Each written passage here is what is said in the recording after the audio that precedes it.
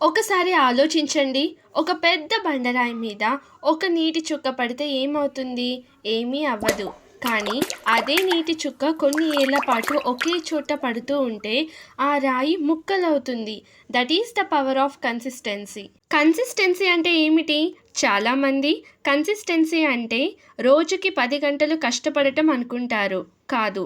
Consistency అంటే చిన్న పనైనా సరే ఆపకుండా ప్రతిరోజు చేయడం. మరి కన్సిస్టెన్సీ కోసం ఈ 3 గోల్డెన్ రూల్స్‌ని ఫాలో అవ్వండి. మిమ్మల్ని ఎవరూ ఆపలేరు.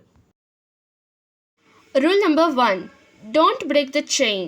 క్యాలెండర్‌లో టిక్ మార్క్ పెట్టండి. ఒక్కరోజు కూడా గ్యాప్ ఇవ్వకండి. మనం రోజు పళ్ళు తోముకోవడం ఎలా మర్చిపోమో మీ గోల్‌ని కూడా అలాగే చూడండి.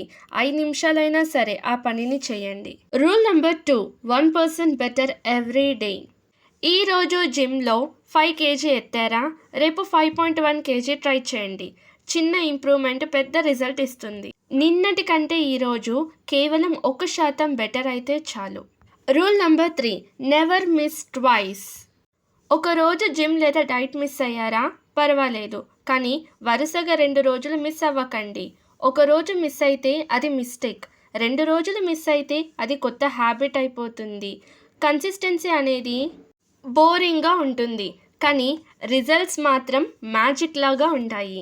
లైఫ్లో గెలవాలంటే ఈరోజే స్టార్ట్ చేయండి.